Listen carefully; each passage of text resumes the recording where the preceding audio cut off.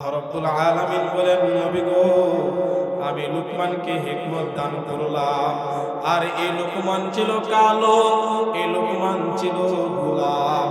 এই লুকমানের চেহারাটা সুন্দর ছিল না, চেহারাটা নাকটা ছিল ছেপটা, তার দুইটা ঠোঁট ছিল মোটা মোটা, অদুষ্ট আবার লম্বাও ছিল না, খাটো মানুষ ছিল। ওনার পায়ের বর্ণনার কথা বলে পায়ের আঙ্গুলগুলিও আঁকা বাঁকা ছিল, সোজা ছিল না, আমাদের মতো এমন ছিল না। তাহলে একজন কালো মানুষ, একজন গোলাম, একজন নাক চোখটাওয়ালা লোক, যার দুইটা ঠোঁট হলো মোটা, পায়ের আঙ্গুলগুলি হলো আঁকা বাঁকা, কিন্তু এই লোকটা উপরে ছিল কালো, তার ভিতরটা ছিল একদম ভালো। কথা বলেন ঠিক কিনা? ভিতরটা এত পরিষ্কার ছিল, এত পরিষ্কার ছিল। এই লুকমান আল্লাহর দরবারে কবুলিয়ত অর্জন করেছেন। এক বর্ণনায় বলা হয় যে লুকমানকে আল্লাহ তাআলা পয়গম্বরীও দান করেছিলেন এবং হিকমত দান করেছিলেন। এবার লুকমান হাকিম হিকমতটাকে গ্রহণ করেছেন। তার কারণ জিজ্ঞাসা করলে বলে যে নবুয়তি যদি আল্লাহ ইচ্ছাকৃতভাবে আমাকে দায়িত্ব দিয়া দেয়, তাহলে এই দায়িত্ব পালন করার ক্ষমতা স্বয়ং আল্লাহ আমারে দিয়া দিবে। আর যেহেতু দুইটা জিনিস আমাকে দেওয়া হয়েছে, আমাকে যেহেতু স্বাধীনতা দেওয়া হয়েছে, তাই আমি নবুয়তিটা গ্রহণ করি না, আমি হিকমতটাকে গ্রহণ করলাম। এই লুকমান হাকিম এমন কালো মানুষ হওয়ার পর আল্লাহর দরবারে এত প্রিয় হয়ে গেল, এত প্রিয় হয়ে গেল। এর দ্বারা বোঝা গেল আল্লাহর দরবারে চেহারা সুরত এটা গ্রহণযোগ্য না। আল্লাহর দরবারে কবুলিয়ত হলো মানুষের অন্তর আর দিল। কথা বলে ঠিক কিনা? ওয়ালাকাদ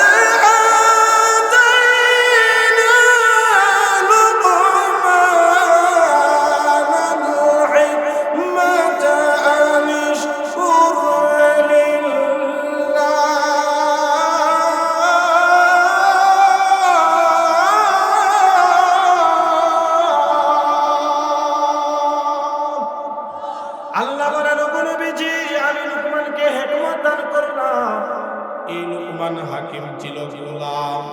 গোলাম মানুষের বাড়িতে কাজ করে, একজন তার মালিক আছে দুনিয়ার মুখে, বাগানের মধ্যে চাকরি করেছে, ছাগল চড়াইছে, ছাগলের পাল পাহাড়ের মধ্যে নিয়া নিয়া ছাগলের পাল চড়াইতো। কথাটা শুনলে কেমন শোনা যায়? একজন রাখাল রে আল্লাহ তাআলা ওনার নাম কুরআনুল কারীমের ভিতরে উল্লেখ করিয়া দিছে। শুধু ওনার নামটা উল্লেখ করে না, হযরত লুকমান আল্লাহর দরবারে এত কবুলিয়ত হয়ে গেল, আল্লাহকে এত খুশি করে ফেললেন যে স্বয়ং আল্লাহ লুকমানের মুখের জবানের কথাগুলি তো আল্লাহ কুরআনুল কারীমের ভিতরে উল্লেখ করিয়া দিছে। পুরা এক পৃষ্ঠা, এক কথা, এক কথা এই লুকমান হাকিমের কথা আল্লাহ এর ভিতরে ঢুকাইয়া দিছে। লুকমান তার সন্তানকে যা যা বলেছিল এই কথাগুলি বইলা দিল।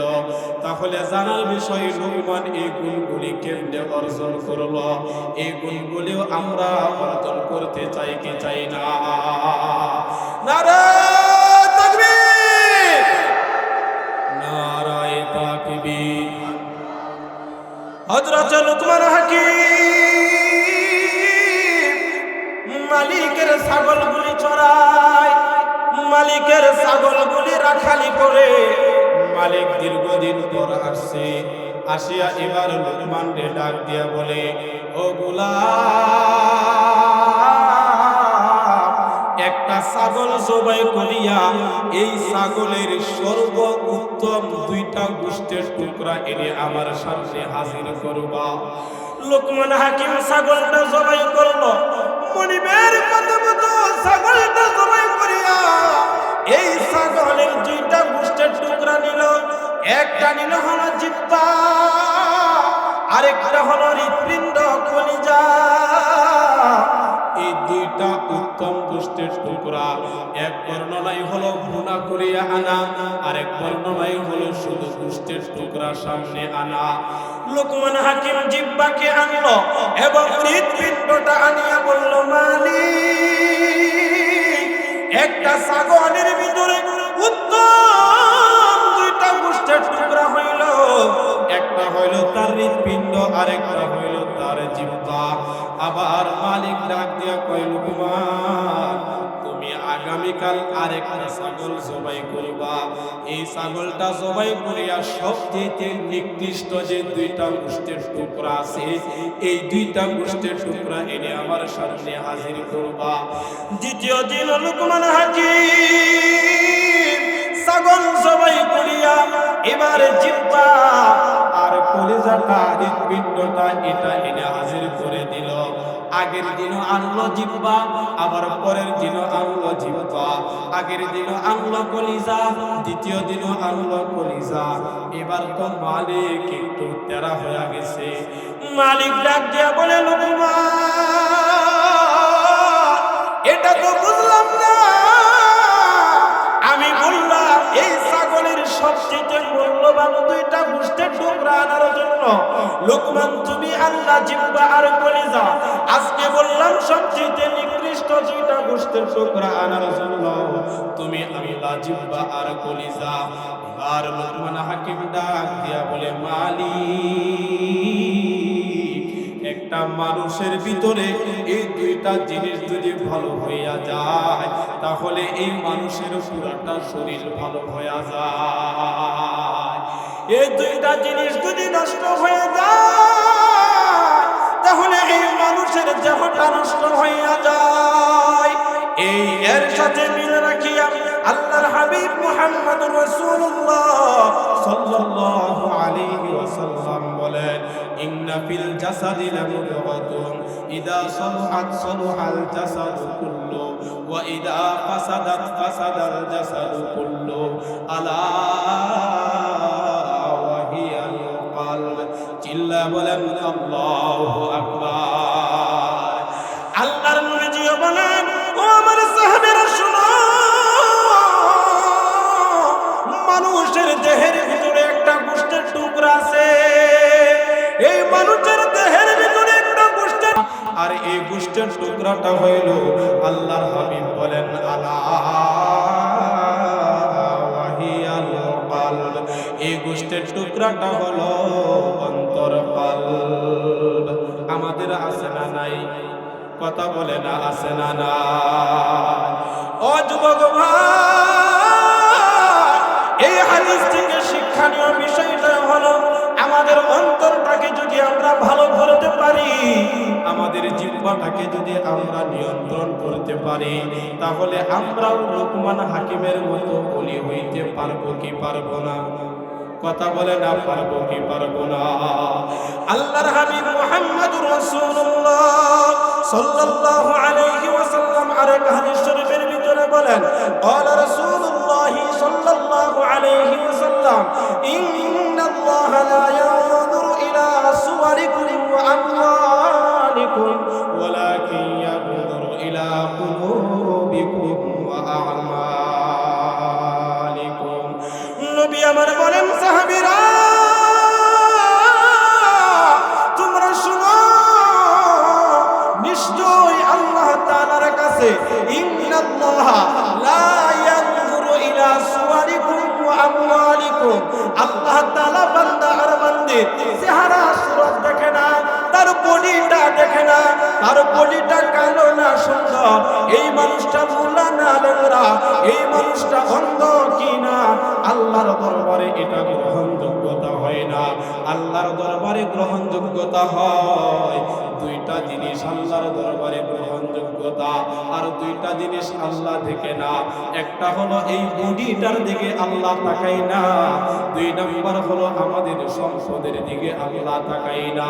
আমাদের সম্পদের দিকে তাকাইয়া আমাদের কোনো ভালো মন্দ হবে না।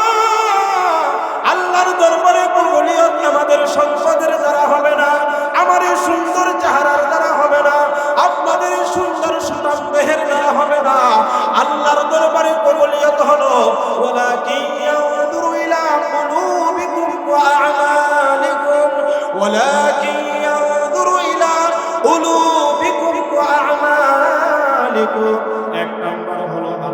কাছে কবুলিয়ত, অন্তরের ভিতরে যেটা আছে এটা আল্লাহর কাছে কবুলিয়ত হয়।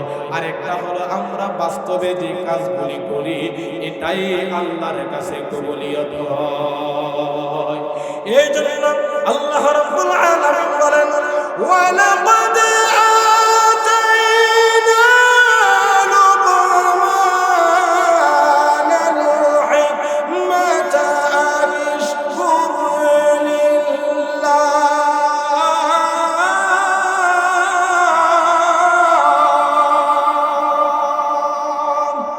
ওগো নবীজি, আপনি স্মরণ করুন হযরত লুকমান আলাইহিস সালাতু ওয়াস সালামের কথা।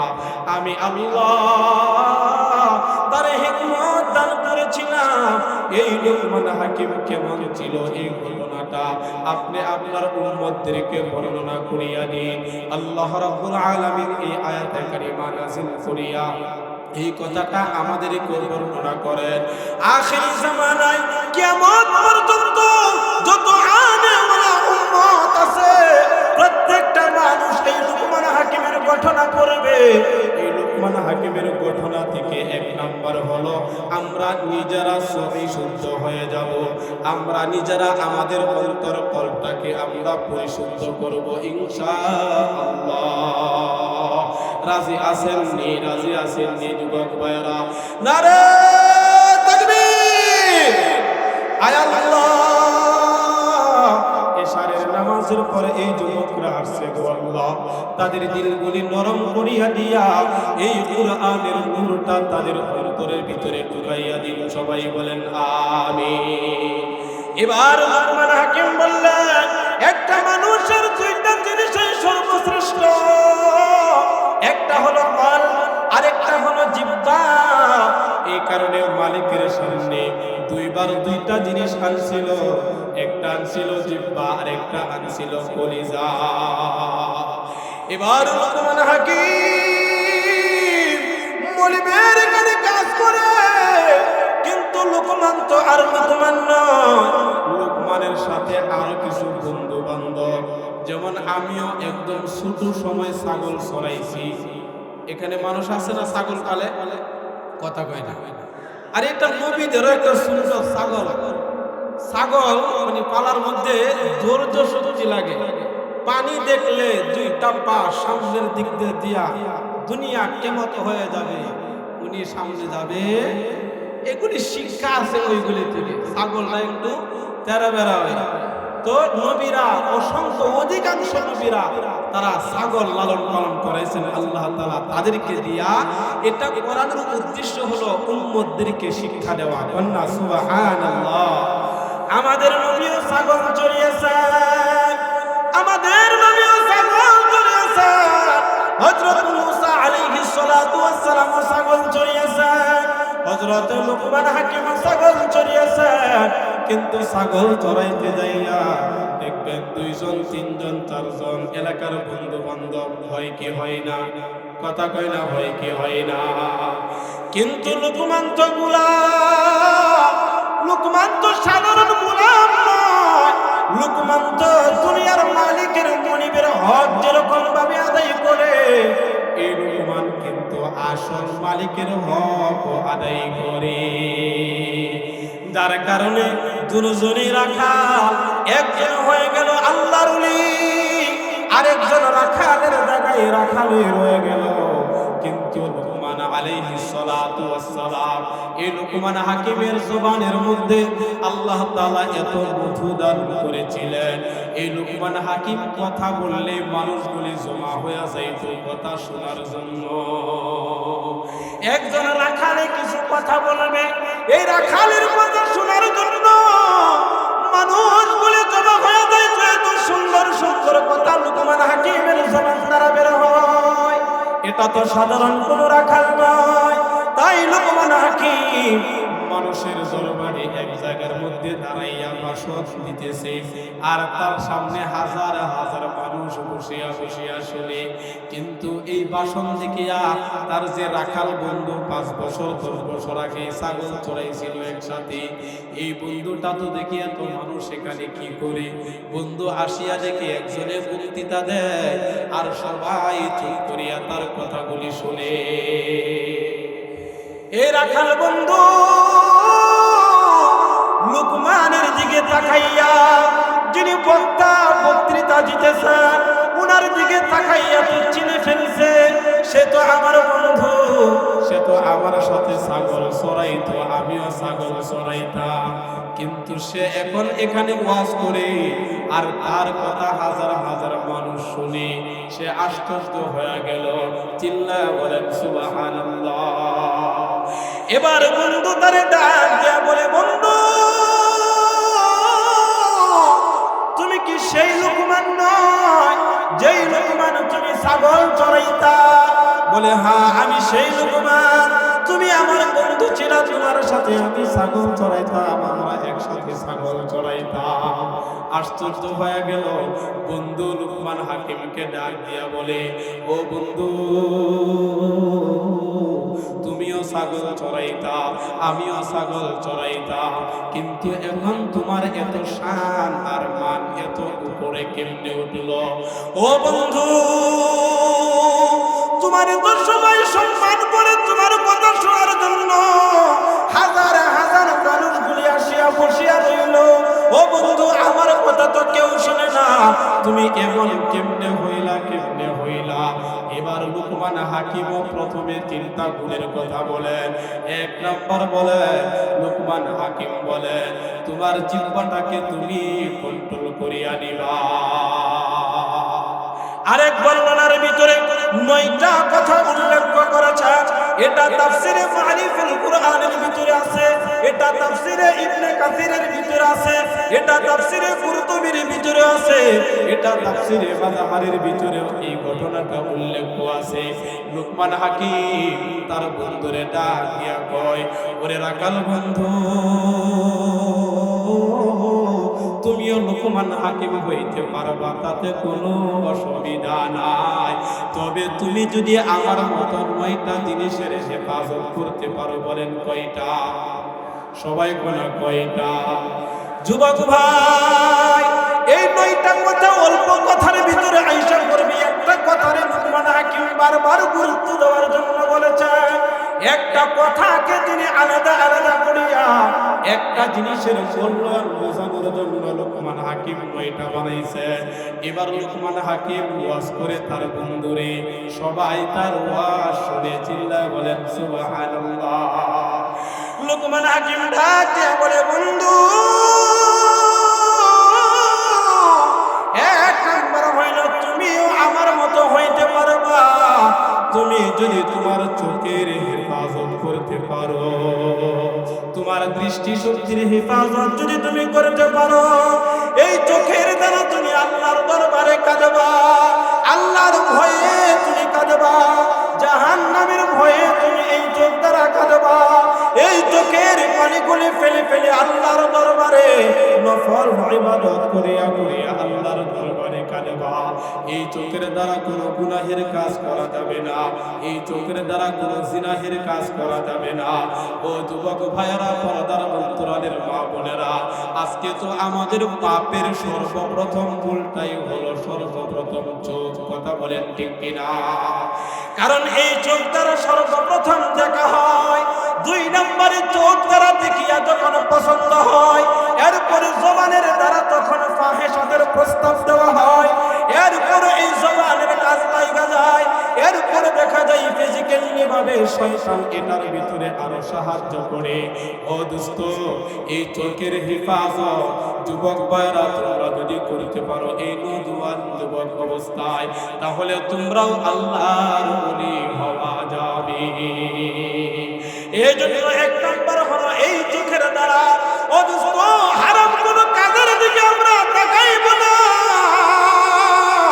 আল্লাহর নিষিদ্ধ যত কাজগুলি আছে, যত হারাম জিনিস আছে, ওই দিকে আমাদের এই চোখের দ্বারা আমরা তাকাইব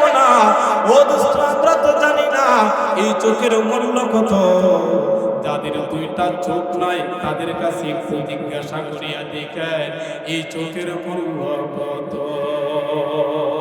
কিন্তু আল্লাহ এমন দুইটা চোখ আমাদেরকে আল্লাহ দিয়ে দিলেন, চাষ করার কোনো প্রয়োজন হয় না। সবুজ ঘাসের দিকে তাকাইলে অটোমেটিক চোখের চাষ হয়ে এই জন্য এক নাম্বার হলো আমরা চোখের হেফাজত করব ইনশাআল্লাহ। ব্যাখ্যা দিলে কিন্তু সময় কুলাইবে না। রাজি আছেন ইনশাআল্লাহ? যুবক ভাইরা রাজি আছেন ইনশাআল্লাহ? বলবেন হুজুর রাস্তা দিয়া যায়, মেয়েরা সাজগোজ করিয়া বের হয়, আছে না নাই?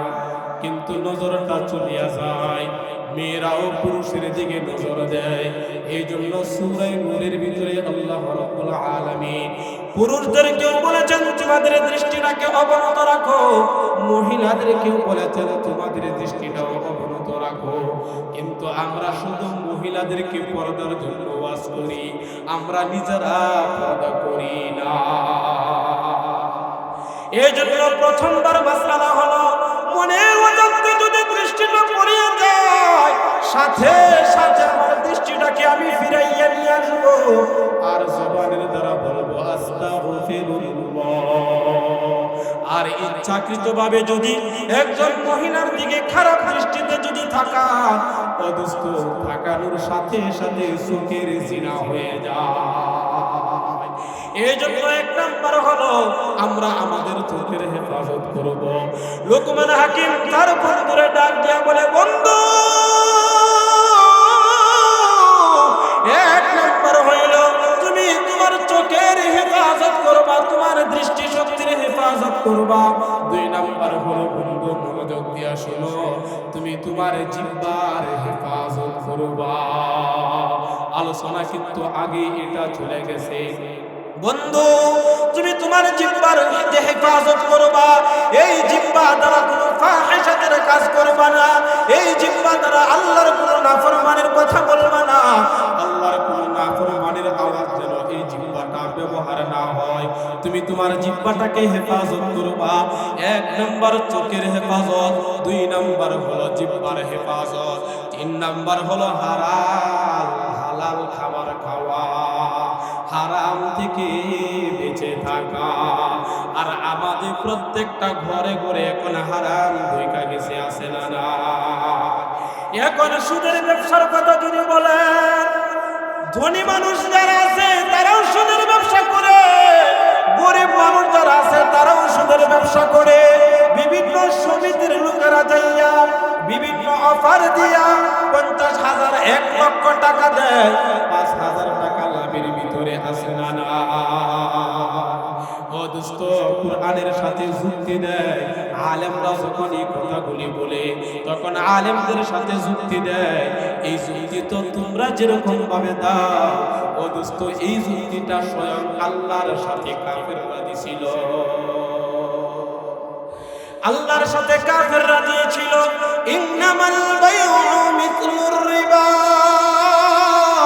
ইন্নামাল বাইউ মিথলুর রিবা। আল্লাহ যখন এই সুদটাকে হারাম ঘোষণা করলেন তখন কাফেররা বলছিল, ও মুহাম্মদ বেচা কিনা সুদের মতো তো, বেচা কিনাটাও তো একই কোয়ালিটি, তাহলে এটা তুমি না করো, মানা করো, আর এটা তুমি কেন করার জন্য বলো? আল্লাহ বলেন আমার সাথে যুক্তির জন্য আমি বলি নাই, আল্লাহর হুকুম হইল যেটা মানা, এটা যদি আমরা মানিয়ে নেই এটার ভিতরেই আমাদের সফলতা। কথা বলেন ঠিক কিনা? কারণ হলো ইবলিস শয়তান হইল আদমকে যখন বানাইছিল, এবার মাটি দিয়া বানাইলো, আগুন দিয়া ওই ইবলিসরে বানাইলো। কিন্তু ইবলিস তো আগে আর ইবলিস ছিল না। আল্লাহ বললেন এই মাটির আদমরে সেজদা করো, সবাই সেজদা করলো। ইবলিস তার সাথে যুক্তি দিছিল। কথা কই না? আরে সূরা আরাফের ভিতরে আল্লাহ এটা বর্ণনা করেন,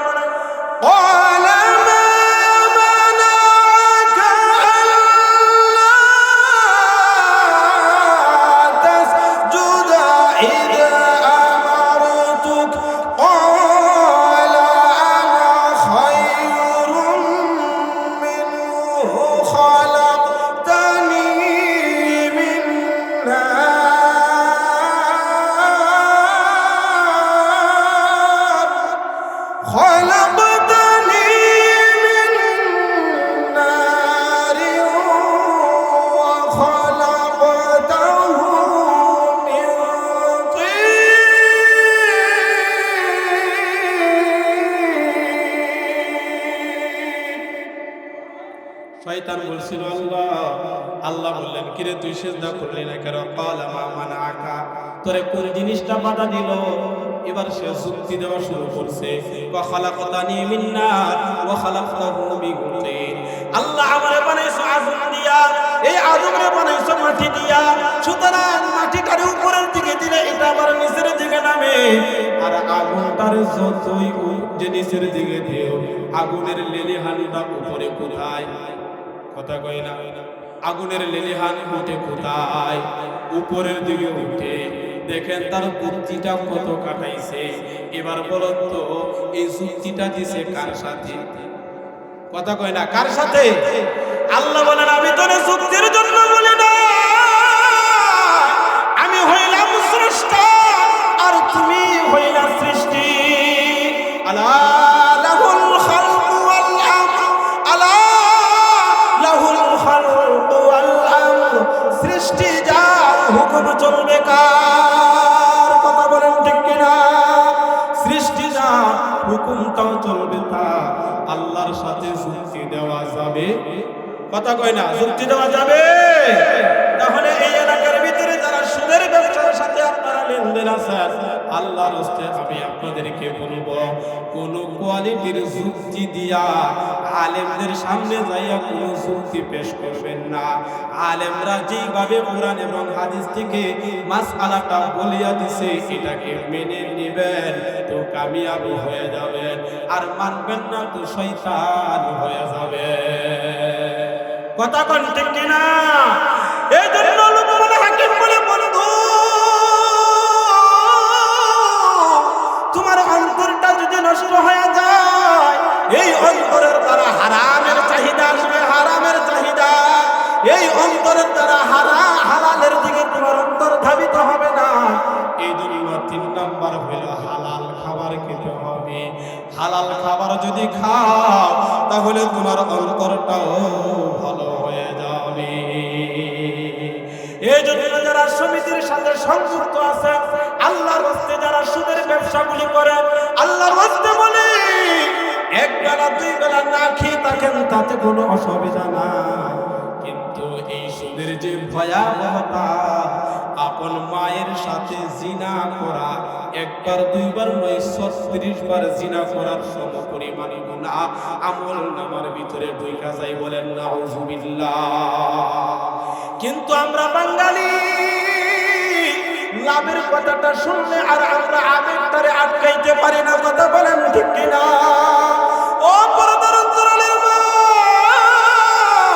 পুরুষেরা যেরকম সুদের ব্যবসা করে, এখন এর চেয়ে বেশি মহিলারা ব্যবসার মধ্যে নামিয়ে গেছে। আছে না নাই?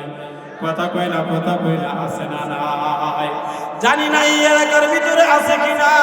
যদি না থাকে আলহামদুলিল্লাহ, ভালো। এই ব্যবসার ভিতরে কখনো ঢুকবেন না। আর যদি আপনাদের মধ্যে এই ব্যবসায়ের গুণ থাকে, আল্লাহর রাস্তে এই এলাকার অনেক সন্তান আছে, হাফেজ মাওলানা মুফতি আছে, আপনাদের এলাকার সন্তান আছে, ওনাদের কাছে যাইয়া মাসআলাটা জানিয়া এরপরে আমল করবেন, আল্লাহর দরবারে হাত তুলবেন। ডাক দিতে দেরি হবে, দোয়া কবুল হইতে দেরি হবে না। এই কারণে আমরা দোয়া করি, আমাদের দোয়াটাও আল্লাহর দরবারে কবুল হয় না। লুকমান তার বন্ধুরা বলে, বন্ধু 3 নাম্বার হইল হালাল খাবার খেতে হবে, হারাম খাওয়া যাবে না। নিয়ত করতে পারি ইনশাআল্লাহ কোনো হারামের সাথে সংযুক্ত হব না। আয় আল্লাহ, আপনি তাদের হাতগুলিকে কবুল আর মঞ্জুর করিয়া নিন। সবাই বলেন আমিন। আল্লাহ পরদার অন্তরালের যে সকল মা বোনেরা আছে, আপনারাও নিয়ত করেন, আল্লাহ আমরা আর সুদের সাথে, আমরা কোনো হারামের সাথে আর সংযুক্ত থাকব না। আমরা হালাল খাবো, অল্প খাবো ইনশাআল্লাহ। এবার লুকমান হাকিম তার বন্ধুরে 4 নাম্বার কথাটা বলে, বন্ধু তুমিও রাকাত হইয়া লুকমান হাকিম হইতে পারবা। 4 নাম্বার গুণটা অর্জন করবা, এটা হলো লজ্জাস্থানের হেফাজত যদি করতে পারো। আজকে আমাদের সমাজ ধ্বংসের দ্বার প্রান্তে আছে এই জিনাহের কারণে। কথা বলেন ঠিক কিনা? পরকীয়ার কারণে বিবাহের আগে প্রেম করে আর বিবাহের পরে আবার পরকীয়া করে, এই মামলা এখন এলাকার ভিতরে এইগুলি ঢুকে গেছে। কথা বলেন আছে না নাই? ও আমার ভাই, ও পর্দার অন্তরালের মা, মনোযোগ দিয়ে শুনেন। লুকমান হাকিম বলে লজ্জাস্থানের হেফাজত করতে হবে। আবার ওই দিক দিয়ে আল্লাহর হাবিব এই লজ্জাস্থানের জন্য আরেকটা গ্যারান্টি দিয়ে দিয়েছেন। বলেন না সুবহানাল্লাহ। قال رسول الله صلى الله عليه وسلم من يضمن لي ما بين لحييه وما بين رجليه أضمن له الجنة। আল্লাহর হাবিব বলেন, ও আমার সাহাবীরা শুনো, তোমরা জান্নাতে যাইতে চাও, এই জান্নাতের জিম্মাদারি আমি নবীর কাছে তোমরা দিতে চাও। যদি তোমরা দিতে চাও আমি নবীও নিতে রাজি আছি। বলেন সুবহানাল্লাহ। নবী আমার ডাক দিয়ে বলেন, পৃথিবীর জন্য আমার বান্দা আর বান্দি দুইটা জিনিসের হেফাজতের গ্যারান্টি দিবে। আওয়াজ দিয়ে বলেন কয়টা? দুইটা জিনিসের হেফাজতের গ্যারান্টি যারা দিবে, আমার নবী বলেন আমি নবী তারে জান্নাতে ঢুকানোর গ্যারান্টি দিয়া দিলাম। বেশি না, দুইটা জিনিস। এক নাম্বার হইল মা বাইনা লাহিয়াইহি, দুই টুটের মধ্যস্থল অর্থাৎ জিহ্বা। আর এই জিহ্বার আলোচনা যতক্ষণ চলছিল, কথা বলেন ঠিক কিনা? আল্লাহর হাবিব বলেন এক নাম্বার বলেন তোমার জবানের গ্যারান্টি যদি তুমি দিতে পারো, তোমার জবানের গ্যারান্টি দিবা। এই জবানের দ্বারা কোনো ফাহিশাতের কাজে কথা বলবা না, এই জবানের দ্বারা কাউকে তুমি গালি দিবা না, এই জবানের দ্বারা কোনো হারাম খাবার ভক্ষণ করবা না, এই জবানের দ্বারা আল্লাহর জিকির করবা, এই জবানের দ্বারা কালামুল্লাহ শরীফের তিলাওয়াত করবা, এই জবানের দ্বারা কুরআনুল কারীমের তিলাওয়াত করবা, এই জবানের দ্বারা আল্লাহ আর আল্লাহ রাসূলের প্রশংসা করবা, আল্লাহর সৃষ্টি নিয়ে গবেষণা করবা, এই জবানের দ্বারা একটু চিন্তা ভাবনা করবা, তাহলে দোস্ত আর তোমাদের দ্বারা গুনাহের কোনো কাজ হইব না। আল্লাহর হাবিব বলেন, ও আমার সাহাবীরা শুনো, আমার উম্মতের লোকেরা নারী হোক অথবা পুরুষ হোক, এটা শুধুমাত্র পুরুষদের জন্য নয়।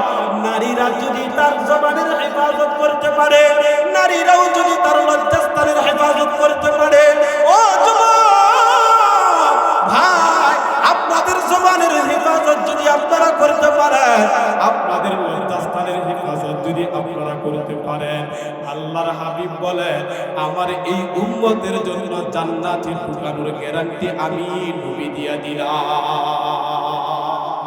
তাহলে এত সহজ কাজ।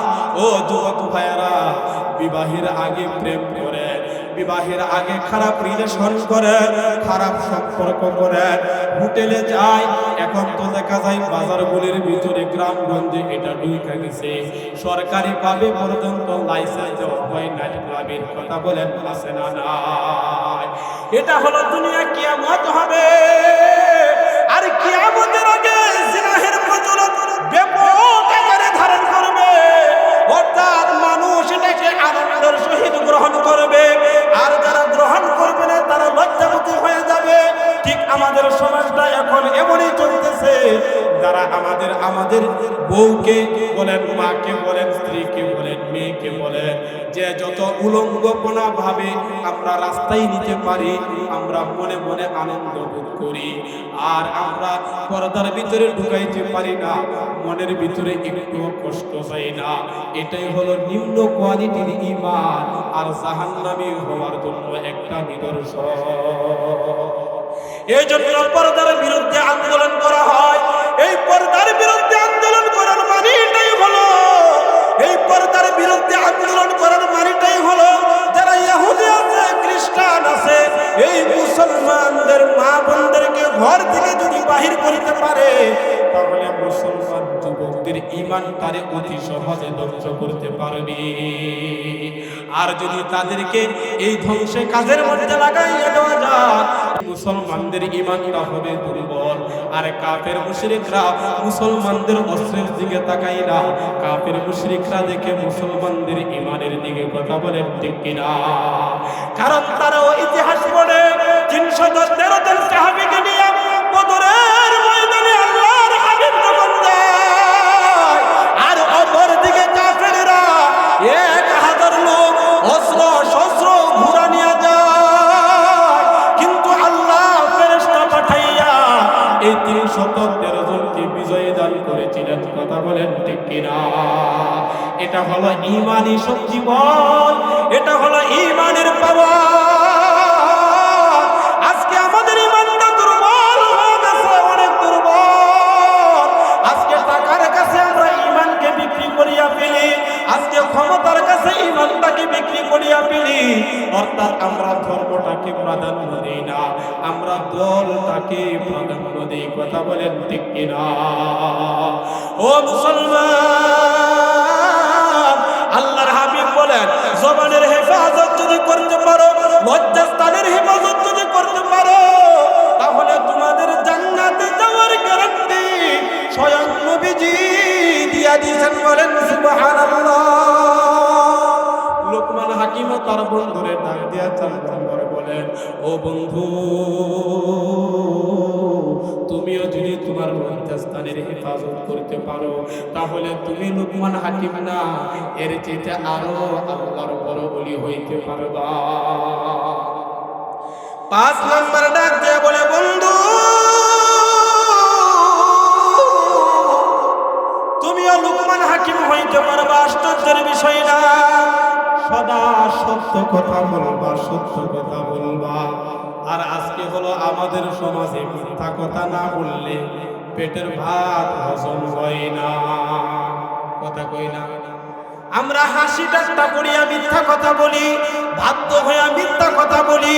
ও দোস্ত, এখন তো মিথ্যা কথার সরাসরি হয়ে গেছে।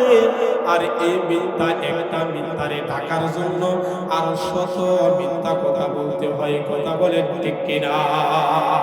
একটা মিথ্যা কথা প্রথম যখন বলা হয়, তখন এই কথাটার জের ধরিয়া যত কথাগুলি বের হয়ে আসবে, এই কথাটারে ঢাকার জন্য এরকম আরো অনেকগুলি মিথ্যা কথা বলতে হয়।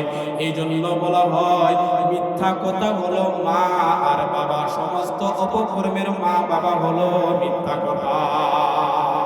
আর আল্লাহ রাব্বুল আলামিন সূরা আহজাবের শেষের দিকে বলেন, ইয়া আইয়ুহাল্লাযীনা আমানু তাকুল্লাহা ওয়া কুনু ক্বাওলান সাদীদা।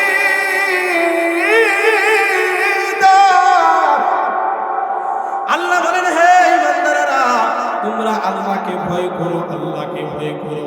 ওয়া কুলু কাওলান সাদীদা, সদা সত্য কথা বলো। হুকুমটা কার? আওয়াজ দিয়ে বলেন, হুকুমটা কার? হুকুমটা হলো আল্লাহ। আবার আল্লাহ বলেন, তোমরা যে তো কষ্ট করিয়া সত্য কথা বলবা, তোমরা যে মুনাফিকদের সাথে মিশিয়া মিথ্যা কথা বলবো না, এর জন্য তোমাদেরকে আমি আল্লাহ কিছু পুরস্কার দান করব। বলেন সুবহানাল্লাহ। আল্লাহ এই আয়াতের শেষের দিকে বলেন, ইউসলিহু লাকুম আমালাকুম ওয়া ইয়াগফিরু লাকুম যুনুবাকুম। আল্লাহ বলেন, তারা সত্য কথা বলবে, আমি আল্লাহ তার আমলটারে সংশোধন করিয়া দিব। বলেন সুবহানাল্লাহ। আমলটা শুধু সংশোধন করব না, ওয়া ইয়াগফির লাকুম যুনুবাকুম, আমি আমার বান্দা আর বান্দী সত্য কথা বলার কারণে আমি তাদের গুনাহগুলিও মাফ করিয়া দেব। চিল্লায় বলেন না সুবহানাল্লাহ। আমরা তো আসছি এখানে বসে আছি গুনাহ মাফের জন্য। আমরা যদি লোকমান হাকিম হইতে চাই, হযরত লুকমান আলাইহিস সালাতু ওয়াস সালাম বলেন, বন্ধু, 5 নাম্বার হলো সত্য কথা বলবা, 6 নাম্বার হলো ওয়াদা ঠিক রাখবা। ওয়াদার বরখেলাপ করবা না। আর আমাদের সমাজে তো এটারে আমরা কোনো কিছু মনেই করি না, কথা বলেন ঠিক কিনা? অর্থাৎ এই বলতেছি আসতেছি, অথচ আমি জানি 5 মিনিট পরে আসতে পারবো না, আমার আসতে 15 মিনিট লাগবে, কিন্তু মোবাইলে বলি কি আর মাত্র 5 মিনিট সময় লাগবে, এই তো আইসা বলছি, কথা বলেন ঠিক কিনা? না না না দোস্ত, আল্লাহর হাবিব মুহাম্মদ রাসূলুল্লাহ সাল্লাল্লাহু আলাইহি ওয়াসাল্লাম বলেন, লা ঈমানা লিমান লা আমানাতা লাহু ওয়ালা দীনা লিমান লা আমনালা। আল্লাহর হাবিব বলেন, লা ঈমানা লিমান লা আমানাতা লাহু, যার কাছে আমানতদারিতা নাই তার ঈমান নাই, যার কথার সত্যতা নাই, ওয়াদা ঠিক রাখে না, তার কোনো ধর্ম নাই। আল্লাহর হাবিব কথাটা বলেছেন। তাহলে আমরা তো এই জিনিসগুলি সমাজের ভিতরে একদম আমরা কল্পনাও করি না, এটা নিয়ে আমরা চিন্তা ভাবনা করি না, কথা বলেন ঠিক কিনা? এই জন্য লুকমান হাকিম বলে 6 নাম্বার হলো ওয়াদা রক্ষা করবা, ওয়াদা রক্ষা করবা, যেটা বলবা সেটা যেন পালন করো। হযরত উমর ইবনুল খাত্তাব রাদিয়াল্লাহু তাআলা আনহু যখন তিনি খলিফার মসনদের মধ্যে বসছেন, দেশের প্রধানমন্ত্রী, এমন সময় সাঈদ ইবনে আমির আল-জুমাহি, সাঈদ ইবনে আমির আল-জুমাহি একজন গরীব সাহাবী, রাখাল একজন সাহাবী, উনি যখন উমরের কাছে আসতেন তখন উনি বেশি বেশি নসিহত করতেন, বেশি বেশি উপদেশ দিতেন। এই সাঈদ ইবনে আমর সাধারণ একজন লোক হইয়া বাদশারে উপদেশ দিয়া কয়, এ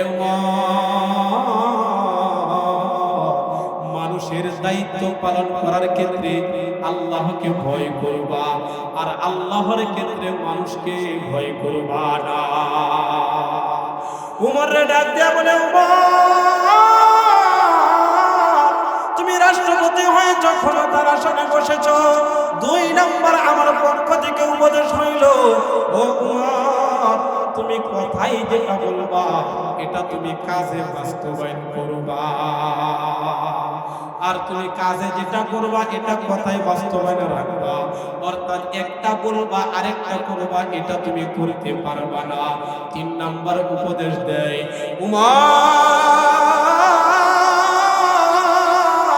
নিজের জন্য যা কিছু পছন্দ করবা, নিজের অধীনস্থদের, নিজের ফ্যামিলির জন্য যা কিছু পছন্দ করবা, অবশ্যই তোমার প্রজাদের ক্ষেত্রে এই নিয়মটাই বলবৎ রাখবা, এটা 2 চোখে দেখা যাবে না। হযরত উমর চিন্তা উপদেশ শুনিয়া সাঈদ ইবনে আমির আল-জুমাহি রাদিয়াল্লাহু তাআলা আনহুকে বলেন, ও সাঈদ, এই হুকুমগুলি কে পালন করতে পারবে? এটা তো তোমার দ্বারাই সম্ভব সাঈদ, এই আমলগুলি একমাত্র তুমি ঠিক রাখতে পারবা। সাঈদ ইবনে আমর বলেন, না না না, এটা আপনারও করতে হবে, আপনি এইগুলি পারবেন। এই কারণে উমরের যুগটাকে বলা হয় সোনালী একটা যুগ। আইনের জন্য খুব কঠিন ছিলেন, নিজের জন্য যা, অন্যের জন্য তা।